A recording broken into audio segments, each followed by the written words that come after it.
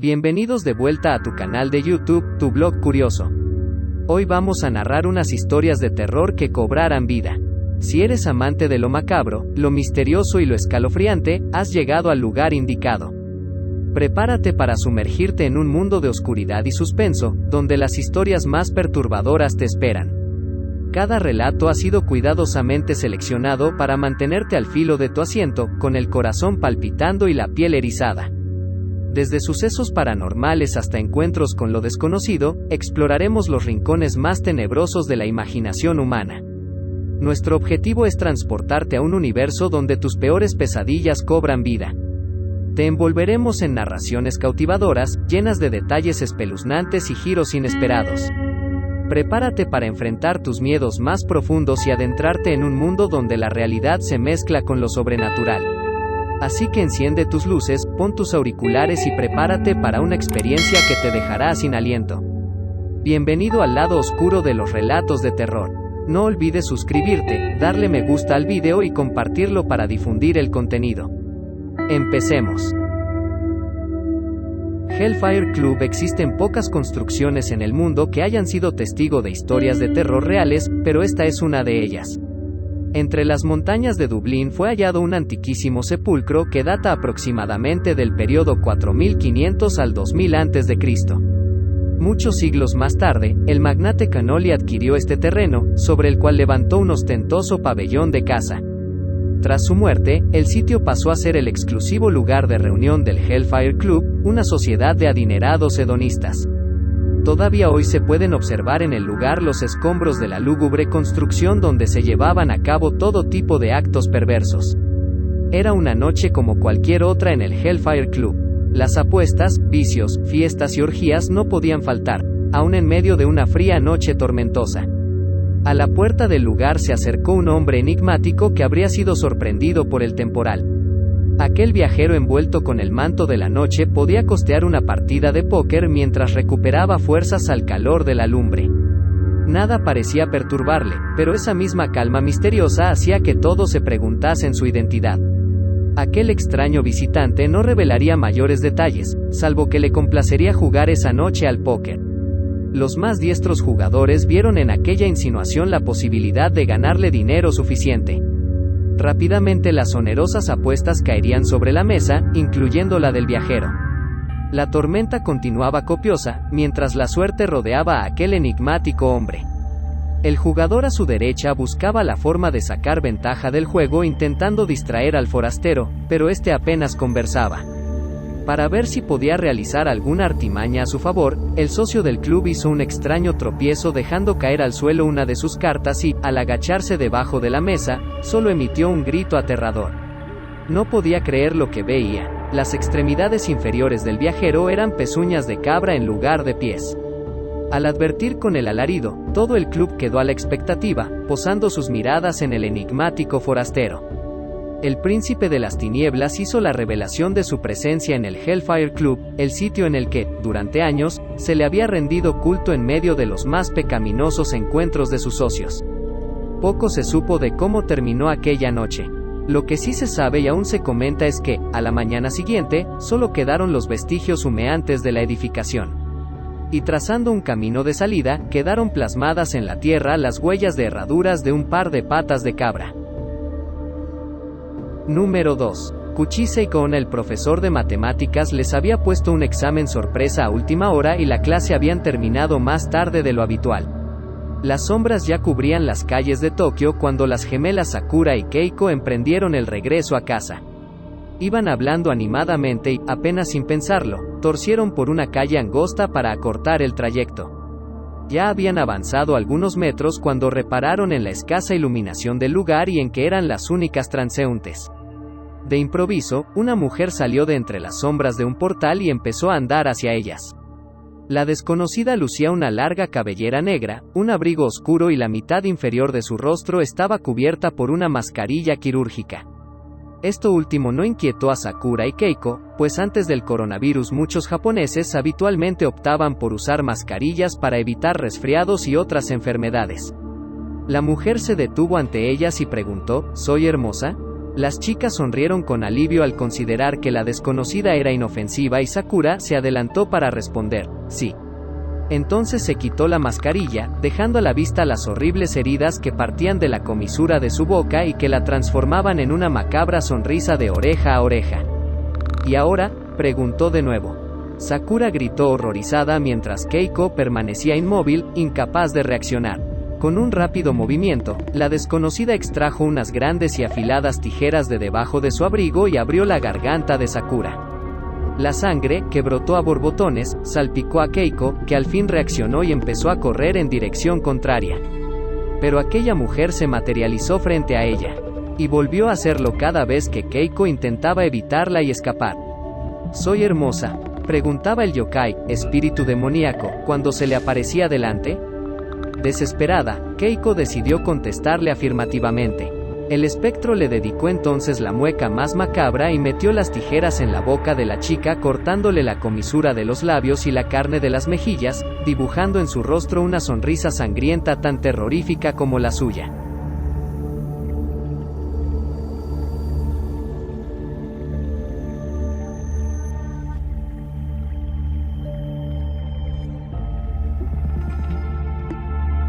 Número 3. Lametones. El día en el que Sophie cumplió 9 años, sus padres le regalaron un cachorro llamado Rocky. Era un pastor alemán muy cariñoso y juguetón que enseguida cautivó a la pequeña. Sus padres siempre estaban muy ocupados con sus compromisos sociales y la única compañía de Sophie eran los sirvientes que trabajaban en la enorme mansión. Sin embargo, todo cambió con la llegada de Rocky. Niña y perro se hicieron inseparables. Rocky creció rápidamente y se convirtió en el guardián más fiel, por lo que Sophie se sentía a salvo junto a él. El perro dormía junto a la cama de la pequeña, sobre la alfombra. Cuando ella despertaba agitada debido a una pesadilla, lo que, por desgracia, solía suceder a menudo, alargaba su brazo y buscaba el cuerpo de Rocky con la mano. Él la lamía con cariño y Sophie se tranquilizaba de inmediato. Así transcurrieron las cosas hasta que, una noche, la niña despertó gritando tras sufrir una pesadilla particularmente intensa. Escuchó que Rocky gruñía y sacó el brazo de debajo de las sábanas. En unos instantes sintió los lametones sobre su piel, que se prolongaron durante muchos minutos, y concilió de nuevo el sueño. Por la mañana, cuando encendió la luz tras despertarse, contempló un espectáculo dantesco. Rocky estaba encima de un charco de sangre. Su cabeza colgaba, prácticamente seccionada, y sus tripas cubrían la alfombra. En la pared, junto a la cama, estaba escrito con sangre: no solo los perros lamen. Una criada encontró a Sophie ahobillada en un rincón de la habitación. Se restregaba las manos desquiciada y repetía una y otra vez: ¿quién lamió mi mano? ¿Quién lamió mi mano? ¿Quién lamió mi mano? Poco después la encerraron en un sanatorio. Número 5. Ayúdame. Huyendo del acelerado ritmo de vida de la gran ciudad, una pareja decidió trasladarse con sus 2 hijos a una casita de campo, la cual se encontraba muy cerca del pueblo donde habían nacido. La casa había estado deshabitada durante muchos años y necesitaba algunos arreglos, pero el reducido precio terminó de convencerles. Los hijos, un niño de 10 y una niña de 6, se instalaron cada uno en una habitación y estaban felices por poder disponer de su propio espacio. Sin embargo, algo muy extraño sucedió durante la primera noche. Mientras todos dormían, la niña salió de su cama y se detuvo en una de las esquinas de la habitación. Comenzó a arañar la pared de madera mientras susurraba repetidamente: «Ayúdame». La pequeña Elisa ya había sufrido algún episodio de sonambulismo con anterioridad, por lo que los padres no se preocuparon en un primer momento. Como medida de precaución decidieron que los niños durmieran en la misma habitación. A partir de entonces, Elisa empezó a levantarse todas las noches, después de que su hermano conciliara el sueño. Se dirigía al otro dormitorio y arañaba la misma pared mientras repetía: «Ayúdame». Aparte de este comportamiento obsesivo, la niña se volvió muy retraída y siempre estaba triste. Tras preguntar en el pueblo, los padres descubrieron que en la casa habían vivido un hombre y su hija. Al parecer, la niña se había perdido en el bosque y su padre se suicidó poco después. Preocupados y asustados, los padres de Elisa tomaron la decisión de retirar algunos de los paneles de madera que cubrían la pared y que su hija arañaba. Detrás de ellos encontraron un pequeño esqueleto con las manos atadas. Número 6. La decisión de Randolph Carter, cuento de H.P. Lovecraft. Les repito que no sé qué ha sido de Harley Warren, aunque pienso y casi espero que ya disfruta de la paz del olvido, si es que semejante bendición existe en alguna parte. Es cierto que durante 5 años fui su más íntimo amigo, y que he compartido parcialmente sus terribles investigaciones sobre lo desconocido. No negaré, aunque mis recuerdos son inciertos y confusos, que este testigo de ustedes pueda habernos visto juntos, como dice, a las 11:30 de aquella terrible noche, por la carretera de Gainesville, camino del pantano del Gran Ciprés. Incluso puedo afirmar que llevábamos linternas y palas, y un curioso rollo de cable unido a ciertos instrumentos, pues todas estas cosas han desempeñado un papel en esa única y espantosa escena que permanece grabada en mi trastornada memoria. Pero debo insistir en que, de lo que sucedió después, y de la razón por la cual me encontraron solo y aturdido a la orilla del pantano a la mañana siguiente, no sé más que lo que he repetido una y otra vez. Ustedes me dicen que no hay nada en el pantano ni en sus alrededores que hubiera podido servir de escenario de aquel terrible episodio. Y yo respondo que no sé más de lo que vi. Ya fuera visión o pesadilla, deseo fervientemente que así haya sido. Es todo cuanto puedo recordar de aquellas horribles horas que viví, después de haber dejado atrás el mundo de los hombres. Pero ¿por qué no regresó Harley Warren? Es cosa que solo él, o su sombra o alguna innombrable criatura que no me es posible describir, podrían contar. Como he dicho antes, yo estaba bien enterado de los sobrenaturales estudios de Harley Warren, y hasta cierto punto participé en ellos. De su inmensa colección de libros extraños sobre temas prohibidos, he leído todos aquellos que están escritos en las lenguas que yo domino, pero son pocos en comparación con los que están en lenguas que desconozco. Me parece que la mayoría están en árabe, y el infernal libro que provocó el desenlace volumen que él se llevó consigo fuera de este mundo, estaba escrito en caracteres que jamás he visto en ninguna otra parte. Warren no me dijo jamás de qué se trataba exactamente. En cuanto a la naturaleza de nuestros estudios, debo decir nuevamente que ya no recuerdo nada con certeza. Y me parece misericordioso que así sea, porque se trataba de estudios terribles, a los que yo me dedicaba más por morbosa fascinación que por una inclinación real. Warren me dominó siempre, y a veces le temía. Recuerdo cómo me estremecí la noche anterior a que sucediera aquello, al contemplar la expresión de su rostro mientras me explicaba con todo detalle por qué, según su teoría, ciertos cadáveres no se corrompen jamás, sino que se conservan carnosos y frescos en sus tumbas durante 1000 años. Pero ahora ya no le tengo miedo a Warren, pues sospecho que ha conocido horrores que superan mi entendimiento. Ahora temo por él. Confieso una vez más que no tengo una idea clara de cuál era nuestro propósito aquella noche. Desde luego, se trataba de algo relacionado con el libro que Warren llevaba consigo, con ese libro antiguo, de caracteres indescifrables, que se había traído de la India un mes antes, pero juro que no sé qué es lo que esperábamos encontrar. El testigo de ustedes dice que nos vio a las 11:30 en la carretera de Gainesville, de camino al pantano del Gran Ciprés. Probablemente es cierto, pero yo no lo recuerdo con precisión. Solamente se ha quedado grabada en mi alma una escena, y puede que ocurriese mucho después de la medianoche, pues recuerdo una opaca luna creciente ya muy alta en el cielo vaporoso.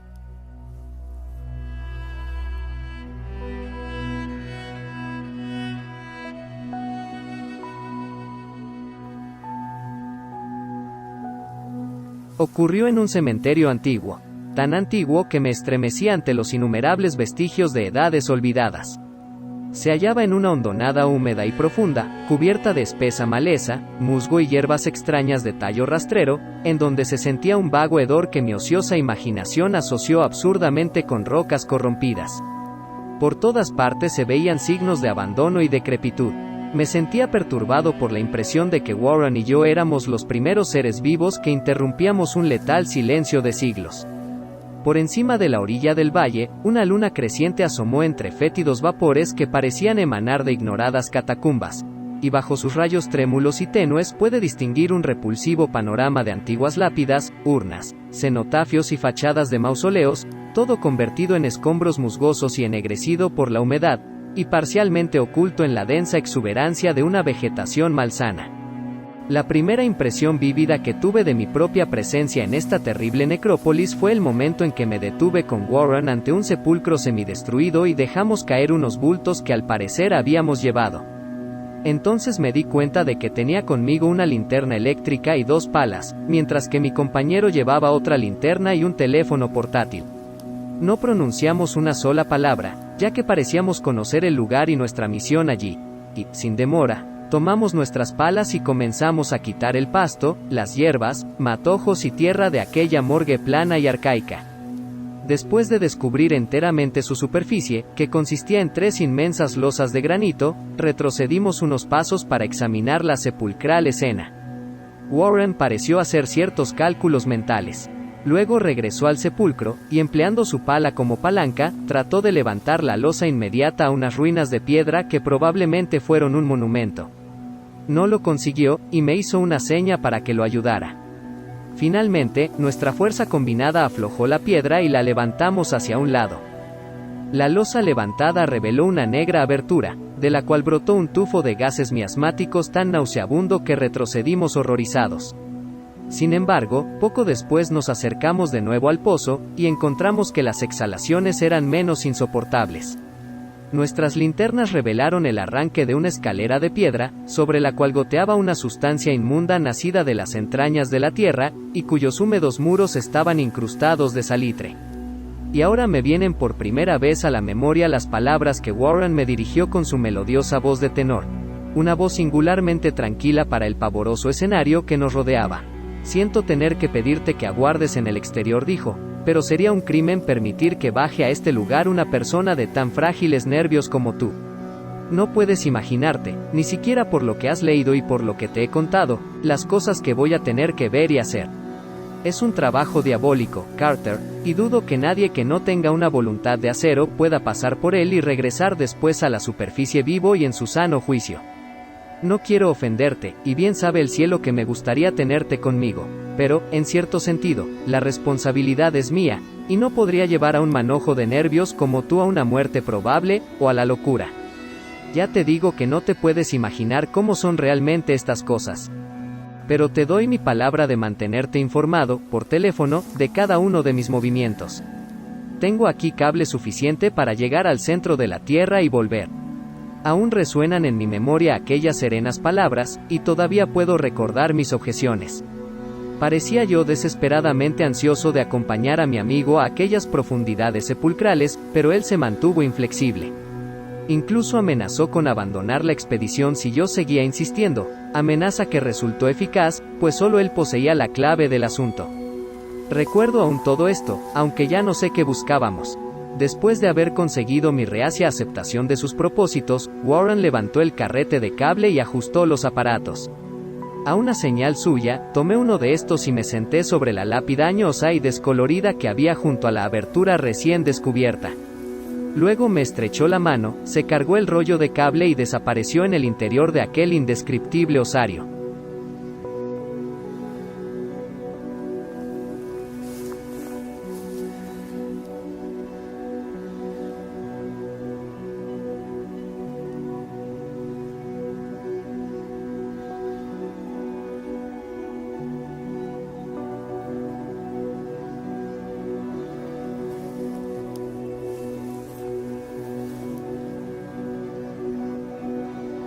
La decisión de Randolph Carter, cuento, texto completo.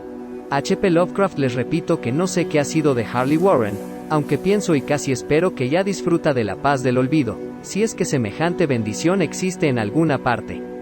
Es cierto que durante 5 años fui su más íntimo amigo, y que he compartido parcialmente sus terribles investigaciones sobre lo desconocido. No negaré, aunque mis recuerdos son inciertos y confusos, que este testigo de ustedes pueda habernos visto juntos como dice, a las 11:30 de aquella terrible noche, por la carretera de Gainesville, camino del pantano del Gran Ciprés. Incluso puedo afirmar que llevábamos linternas y palas, y un curioso rollo de cable unido a ciertos instrumentos, pues todas estas cosas han desempeñado un papel en esa única y espantosa escena que permanece grabada en mi trastornada memoria. Pero debo insistir en que, de lo que sucedió después, y de la razón por la cual me encontraron solo y aturdido a la orilla del pantano a la mañana siguiente, no sé más que lo que he repetido una y otra vez. Ustedes me dicen que no hay nada en el pantano ni en sus alrededores que hubiera podido servir de escenario de aquel terrible episodio. Y yo respondo que no sé más de lo que vi. Ya fuera visión o pesadilla, deseo fervientemente que así haya sido. Es todo cuanto puedo recordar de aquellas horribles horas que viví, después de haber dejado atrás el mundo de los hombres. Pero ¿por qué no regresó Harley Warren? Es cosa que solo él, o su sombra o alguna innombrable criatura que no me es posible describir, podrían contar.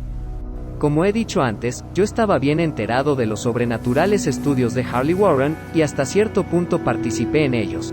De su inmensa colección de libros extraños sobre temas prohibidos, he leído todos aquellos que están escritos en las lenguas que yo domino, pero son pocos en comparación con los que están en lenguas que desconozco. Me parece que la mayoría están en árabe, y el infernal libro que provocó el desenlace volumen que él se llevó consigo fuera de este mundo, estaba escrito en caracteres que jamás he visto en ninguna otra parte. Warren no me dijo jamás de qué se trataba exactamente.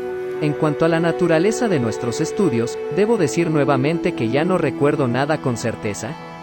Y me parece misericordioso que así sea, porque se trataba de estudios terribles, a los que yo me dedicaba más por morbosa fascinación que por una inclinación real. Warren me dominó siempre, y a veces le temía. Recuerdo cómo me estremecí la noche anterior a que sucediera aquello, al contemplar la expresión de su rostro mientras me explicaba con todo detalle por qué, según su teoría, ciertos cadáveres no se corrompen jamás, sino que se conservan carnosos y frescos en sus tumbas durante 1000 años. Pero ahora ya no le tengo miedo a Warren, pues sospecho que ha conocido horrores que superan mi entendimiento. Ahora temo por él.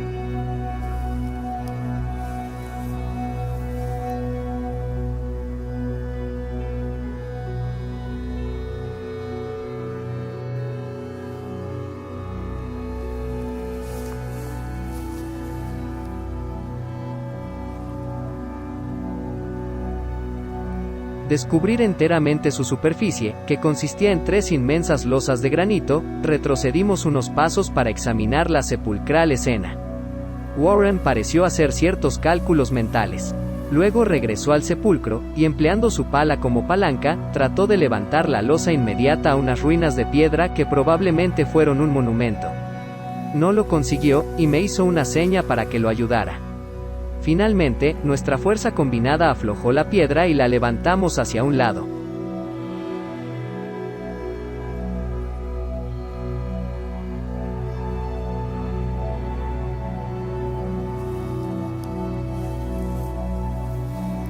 La losa levantada reveló una negra abertura, de la cual brotó un tufo de gases miasmáticos tan nauseabundo que retrocedimos horrorizados. Sin embargo, poco después nos acercamos de nuevo al pozo, y encontramos que las exhalaciones eran menos insoportables. Nuestras linternas revelaron el arranque de una escalera de piedra, sobre la cual goteaba una sustancia inmunda nacida de las entrañas de la tierra, y cuyos húmedos muros estaban incrustados de salitre. Y ahora me vienen por primera vez a la memoria las palabras que Warren me dirigió con su melodiosa voz de tenor. Una voz singularmente tranquila para el pavoroso escenario que nos rodeaba. Siento tener que pedirte que aguardes en el exterior, dijo, pero sería un crimen permitir que baje a este lugar una persona de tan frágiles nervios como tú. No puedes imaginarte, ni siquiera por lo que has leído y por lo que te he contado, las cosas que voy a tener que ver y hacer. Es un trabajo diabólico, Carter, y dudo que nadie que no tenga una voluntad de acero pueda pasar por él y regresar después a la superficie vivo y en su sano juicio. No quiero ofenderte, y bien sabe el cielo que me gustaría tenerte conmigo, pero, en cierto sentido, la responsabilidad es mía, y no podría llevar a un manojo de nervios como tú a una muerte probable, o a la locura. Ya te digo que no te puedes imaginar cómo son realmente estas cosas. Pero te doy mi palabra de mantenerte informado, por teléfono, de cada uno de mis movimientos. Tengo aquí cable suficiente para llegar al centro de la Tierra y volver. Aún resuenan en mi memoria aquellas serenas palabras, y todavía puedo recordar mis objeciones. Parecía yo desesperadamente ansioso de acompañar a mi amigo a aquellas profundidades sepulcrales, pero él se mantuvo inflexible. Incluso amenazó con abandonar la expedición si yo seguía insistiendo, amenaza que resultó eficaz, pues solo él poseía la clave del asunto. Recuerdo aún todo esto, aunque ya no sé qué buscábamos. Después de haber conseguido mi reacia aceptación de sus propósitos, Warren levantó el carrete de cable y ajustó los aparatos. A una señal suya, tomé uno de estos y me senté sobre la lápida añosa y descolorida que había junto a la abertura recién descubierta. Luego me estrechó la mano, se cargó el rollo de cable y desapareció en el interior de aquel indescriptible osario.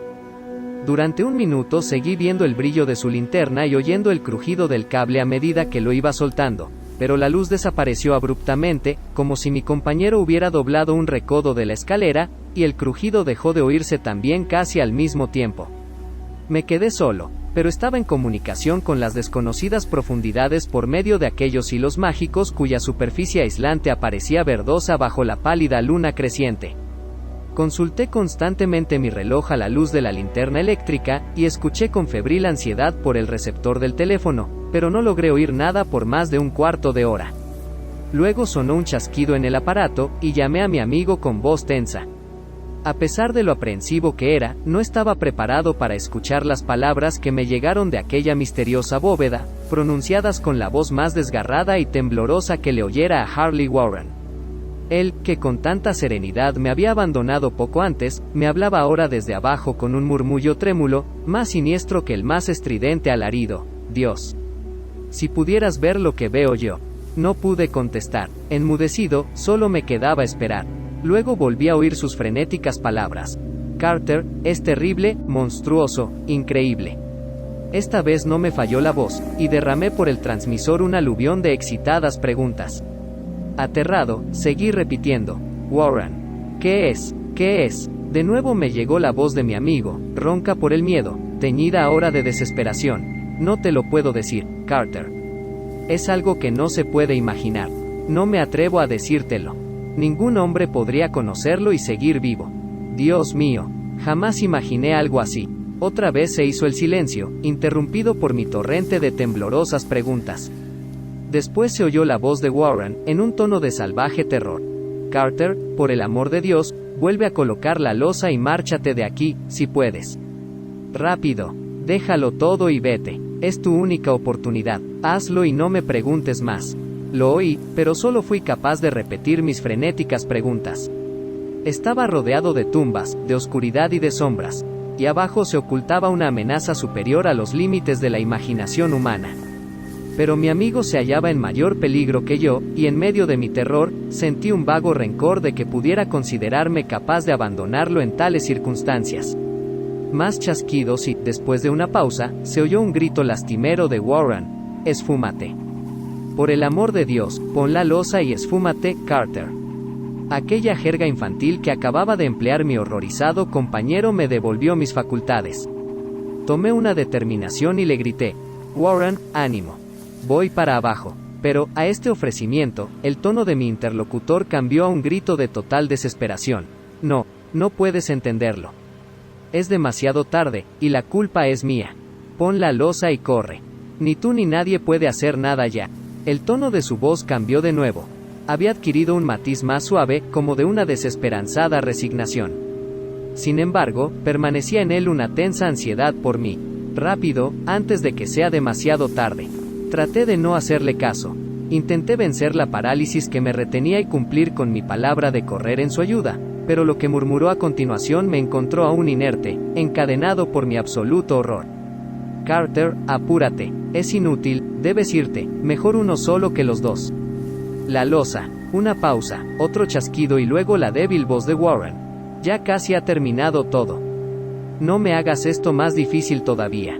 Cubre esa escalera maldita y salva tu vida. Estás perdiendo tiempo. Adiós, Carter, nunca te volveré a ver. Aquí, el susurro de Warren se dilató en un grito que se fue convirtiendo gradualmente en un alarido preñado del horror de todos los tiempos. Malditas sean estas criaturas infernales, son legiones. Dios mío, esfúmate, vete, vete. Después, el silencio. No sé durante cuánto tiempo permanecí allí, estupefacto, murmurando, susurrando, gritando en el teléfono. Una y otra vez, por todos esos eones, susurré y murmuré, llamé, grité, chillé, Warren. Warren, contéstame, ¿estás ahí? Y entonces llegó hasta mí el mayor de todos los horrores, lo increíble, lo impensable y casi inmencionable. He dicho que me habían parecido eones el tiempo transcurrido desde que oyera por última vez la desgarrada advertencia de Warren, y que solo mis propios gritos rompían ahora el terrible silencio. Pero al cabo de un rato, sonó otro chasquido en el receptor, y agucé con acento agudo mis oídos para escuchar. Llamé de nuevo. Warren, ¿estás ahí? Y en respuesta, oí lo que ha provocado estas tinieblas en mi mente. No intentaré, caballeros, dar razón de aquella cosa a aquella voz, ni me aventuraré a describirla con detalle, pues las primeras palabras me dejaron sin conocimiento y provocaron una laguna en mi memoria que duró hasta el momento en que desperté en el hospital. Diré que la voz era profunda, hueca, gelatinosa, lejana, ultraterrena, inhumana, espectral. ¿Qué debo decir? Esto fue el final de mi experiencia, y aquí termina mi relato. Oí la voz, y no supe más. La oí allí, sentado, petrificado en aquel desconocido cementerio de la Hondonada, entre los escombros de las lápidas y tumbas desmoronadas, la vegetación putrefacta y los vapores corrompidos. Escuché claramente la voz que brotó de las recónditas profundidades de aquel abominable sepulcro abierto, mientras a mi alrededor miraba las sombras amorfas necrófagas, bajo una maldita luna menguante. Y esto fue lo que dijo: tonto, Warren ya está muerto. Y así llegamos al final de nuestro escalofriante viaje a través de los relatos de terror. Esperamos que hayas disfrutado de cada momento de suspenso, cada escalofrío recorriendo tu espalda y cada sensación de intriga que te hemos brindado. Recuerda, en este canal siempre encontrarás nuevas historias y curiosidades esperando ser descubiertas. No olvides suscribirte y activar las notificaciones para no perderte ninguno de nuestros futuros relatos. Agradecemos tu valentía al acompañarnos en esta experiencia llena de misterio y oscuridad. Si te ha gustado el video, no dudes en darle un like y compartirlo con tus amigos. También nos encantaría recibir tus comentarios y sugerencias para futuros relatos. Hasta la próxima, y que tus noches estén llenas de emociones aterradoras. Nos vemos en el próximo video de tu blog curioso.